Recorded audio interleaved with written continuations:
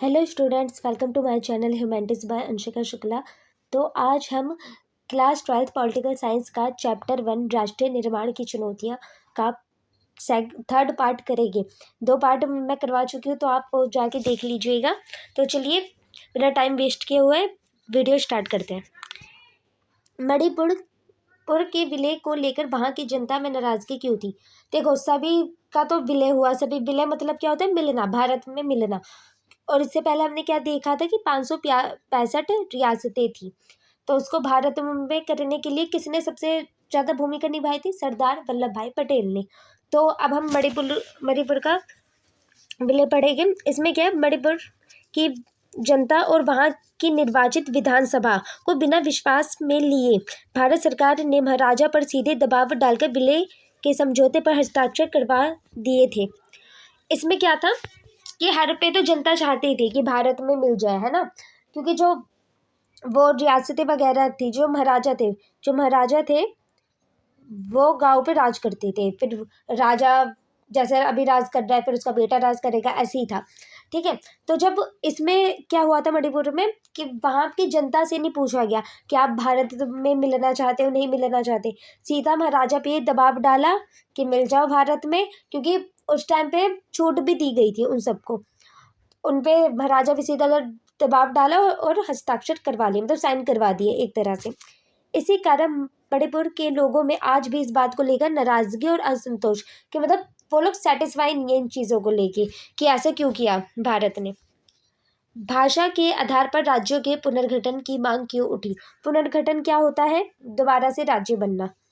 जैसे भारत और पाकिस्तान हमने पार्ट 1 में देखा अभी, है ना। पाकिस्तान को अलग मुस्लिम लीग का देश चाहिए था, तो उसने क्या करा, ये भारत है और फिर काट के यहाँ पे मुसलमान बस गए। ठीक है। हिंदुस्तान में जो मुसलमान थे वो लोग गए, और पाकिस्तान में जो हिंदू थे वो रातों रात आए। तो ये सारी चीज़ें हुई थी। अब क्या था, अब इतने हमारा जो भारत है वो इतनी संस्कृति है, इतनी भाषा है, कितनी सारी भाषाएं, ठीक है, अनेकों तो भाषाएं हैं। तो भाषा के आधार पे चीज मतलब राज्य बना है। जैसे अब कोई तमिल बोलता है, ठीक है, तमिल, तो उसके लिए अलग राज्य बना दिया साउथ में, आंध्र प्रदेश वगैरह। ठीक है। तेलुगु भाषा के लिए आंध्र प्रदेश बना। ऐसे ही अलग अलग राज्य बने थे। जैसे अभी भी आप दिल्ली में रहोगे तो आप खड़ी भाषा बोलोगे, ठीक है। अब आप यूपी साइड जाओ तो वहाँ की भाषा अलग है, ठीक है। ऐसे गाँवों की भाषा अलग है, पहाड़ियों के अलग है। तो भाषा के आधार पे ही राज्य बनाए गए। जैसे पहाड़ी साइड जो रहते हैं, नॉर्थ साइड एकदम, जैसे उत्तराखंड वगैरह साइड, वो लोग पहाड़ी भाषा बोलते हैं, ठीक है। जो लोग साउथ साइड रहते हैं वो लोग साउथ लैंग्वेज बोलते हैं, तमिल वमिल, है ना। तो यही सब है। अंग्रेजों के समय राज्यों की सीमाएं प्रशासनिक सुविधा के हिसाब से तय थी, लेकिन आज़ादी के बाद भारतीय नेताओं ने वादा किया था कि वे भाषा के आधार पर राज्यों का बंटवारा करेंगे। अब देखो, जब अंग्रेज थे तब तो था, सैनिक प्रशासनिक सुविधाएं के हिसाब से ये सारी चीज़ें तय थी।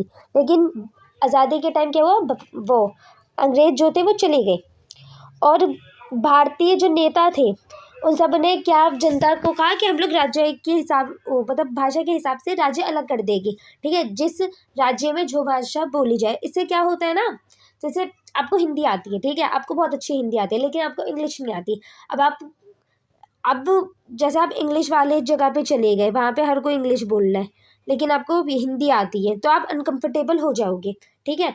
तो इसलिए ये सारी चीज़ें अलग करी थी, जिससे जनता अनकंफर्टेबल ना हो एक तरह से, और इससे मान सम्मान भी मिलेगा। अब हिंदी बोलने वाले को भी मान सम्मान है, तमिल वाले को भी है, पहाड़ी वालों को भी है, सबको लेके मान सम्मान है। उसी चीज़ के लिए ये कहा गया था कि भाषा के आधार पर राज्य अलग किए जाएगी, जिससे हर भाषा को सम्मान मिले। लोग चाहते थे कि अपनी भाषा बोलने वाले लोग एक ही राज्य में रहे। जैसे कोई तमिल बोलता है तो वो तमिल साइड, आंध्र प्रदेश साइड ही रहे। कोई पहाड़ी बोलता है तो वो उत्तराखंड, उत्तरांचल, हिमाचल प्रदेश ऐसे रहे। कोई यूपी भाषा वाला बोलता है वो वहाँ रहे। कोई खड़ी बोलता है तो वो दिल्ली साइड रहे। मुंबई के अंदर कौन सी भाषा होती है? मराठी शायद। तो जो मराठी बोलता है वो मुंबई साइड रहे, ऐसा था, ठीक है, जिससे भेदभाव ना लगे किसी को, और सबको ये तक लगे कि हमारी भाषा को सम्मान दिया जा रहा है। रिस्पेक्ट है। इसी मांग को लेकर सबसे पहले विशाल आंध्र आंदोलन शुरू हुआ। आंध्र प्रदेश का आंदोलन शुरू हुआ था तेलुगु भाषी लोगों से, जिसमें तेलुगु भाषी लोग अपने लिए अलग राज्य आंध्र प्रदेश की मांग कर रहे थे कि तेलुगु भाषा मतलब तेलुगु बोलने वाले जो लोग थे वो अलग राज्य का वो कर रहे थे कि अलग राज्य बनना चाहिए हम तमिल बोलने वालों के लिए। तो बनाए भी आंध्र प्रदेश। राज्य पुनर्गठन आयोग क्या था और इसकी मुख्य सिफारिशें क्या थी? राज्य पुनर्गठन मतलब राज्यों को दोबारा से एक तरह से बनाना, जैसे मुंबई से, जैसे पंजाब से हरियाणा निकला था, ठीक है, और आंध्र प्रदेश निकला, ये सारी चीज़ें। 1952 में आंध्र प्रदेश बनने के बाद दूसरे हिस्सों में भी भाषा के आधार पर राज्यों की मांग उठने लगी। चाहे 1952 में कौन बना? आंध्र प्रदेश। तो जो दूसरे जो हिस्से थे उनमें भी मांग उठने लगी कि हमें भी अलग किया जाए, हमें भी भाषा के आधार पर किया जाए। इसी समस्या को सुलझाने के लिए केंद्र सरकार ने 1953 में राज्य पुनर्गठन आयोग बनाया। राज्य पुनर्गठन के राज्य दोबारा से बनाए जाएंगे। इसकी मुख्य सिफारिशें क्या क्या है? राज्यों की सीमाओं का निर्धारण वहाँ बोली जाने वाली भाषा के आधार पर होना चाहिए। तय कैसे हो रहा है? कोई भी राज्य बना, ठीक है, वो तय कैसे हुआ कि वहाँ पे कौन सी भाषा बोली जाएगी? इसके आधार पर राज्य पुनर्गठन अधिनियम कब पास हुआ है? 1956 में। और आंध्र प्रदेश का कब बना है? 1952 में। इसके परिणाम स्वरूप देश में 14 राज्य और 6 केंद्र शासित प्रदेश बन गए, ठीक है। 14 राज्य कैसे कैसे बने थे? अपने भाषा को लेके। पोटी श्री रामुलु कौन थे और आंध्र प्रदेश के निर्माण में उनकी क्या भूमिका थी? अब हम इनका देखेंगे और इनकी क्या भूमिका है आंध्र प्रदेश के निर्माण में। ये एक गांधीवादी नेता थे। उन्होंने तेलुगु भाषियों के लिए अलग आंध्र प्रदेश की मांग करते हुए 56 दिन तक अनिश्चितकालीन भूख हड़ताल की। तो मतलब भूखे रह के जो धरना नहीं दे रहे, जैसे कोई चीज़ होती है हमारी मांगे पूरी करो, जैसे इतने सारे आंदोलन होते हैं, तो इन्होंने भी एक आंदोलन किया था आंध्र प्रदेश के लिए कि तेलुगु भाषी, ठीक है, तेलुगु भाषा बोलने वाले जो लोग हैं उनको आंध्र प्रदेश में करो, ठीक है। और कितने दिन तक किया था? 26 दिनों तक। इसी दबाव में आकर प्रधानमंत्री नेहरू, अब देखो कभी भी कोई धरना होता है, धरना जो होता है, जो आंदोलन होता है कि ये चीज़ करो, ये चीज़ करो, ये चीज़ करो, और जब प्रधानमंत्री, जैसे भारत का भी प्रधानमंत्री कौन है? नरेंद्र मोदी है। तो जब उन्हें पता चलेगा तो उनका क्या होगा कि इतने टाइम से कर रहे तो मांगे पूरी कर देते हैं। और इन्होंने ऐसी कोई छोटी मोटी हड़ताल नहीं की थी, इन्होंने भूख हड़ताल की थी, ठीक है। प्रधानमंत्री नेहरू ने दिसंबर 1952 में अलग आंध्र प्रदेश बनाने की घोषणा की कि अलग से आंध्र प्रदेश बनाया जाए तमिल के लोगों के लिए।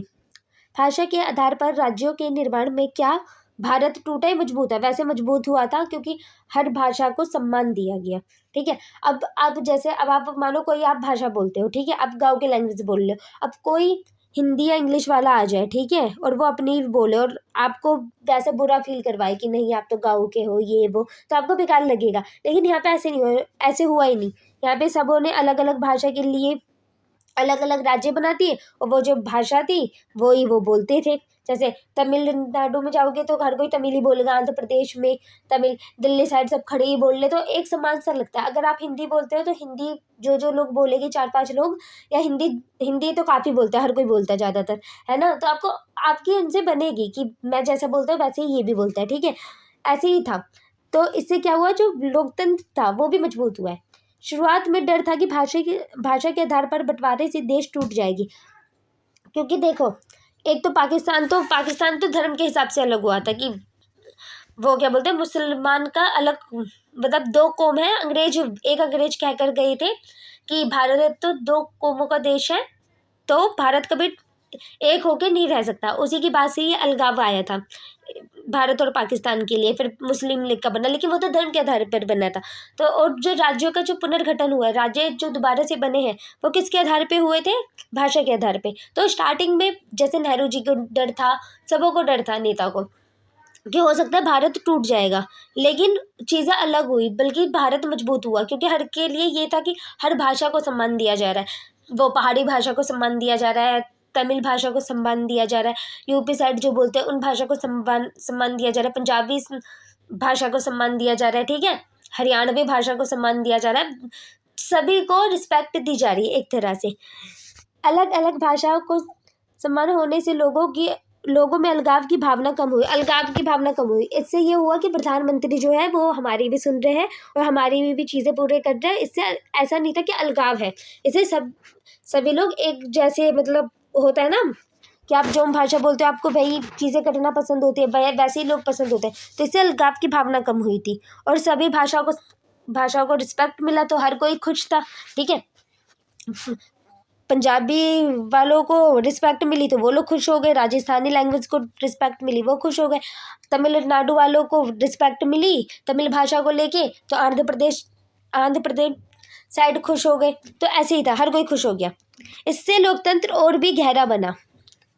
अब हम ये देखेंगे और चैप्टर यहीं ख़त्म होता है। वर्षों की तालिका, ये याद रखना, ये MCQ में आता है। वर्षा घटना है इसमें। 1952 में क्या बना था, ये तो मैंने इससे पहले भी बताया। आंध्र प्रदेश का गठन भाषा के आधार पर पहला राज्य, सबसे पहला राज्य कौन बना, आंध्र प्रदेश। 1953 में राज्य पुनर्गठन आयोग के राज्य दोबारा से बन जाने चाहिए, SRC की स्थापना हुई थी। 1956 में राज्य पुनर्गठन अधिनियम पास हुआ, 14 राज्य बने और केंद्र शासित प्रदेश बने थे। 1960 में जो मुंबई, मतलब पहले तो बॉम्बे बोला जाता था ना, बॉम्बे को काट के गुजरात और महाराष्ट्र बनाया गया। 1966 में क्या बना, पंजाब से अलग होकर हरियाणा बना। तो ये तालिका ज़रूर याद रखना, ये MCQ के लिए है। तो स्टूडेंट्स, ये था राष्ट्र निर्माण का पार्ट 3, क्योंकि बस 4-5 क्वेश्चन ही बचे थे। अगर आपको ये वीडियो हेल्पफुल लगी हो तो वीडियो को लाइक ज़रूर करना, वीडियो को शेयर ज़रूर करना, और ऐसे ही ह्यूमैनिटी सब्जेक्ट के लिए क्लास 11th 12th के लिए चैनल को सब्सक्राइब करना ना भूलना। मैं मिलूँगी नेक्स्ट चैप्टर में।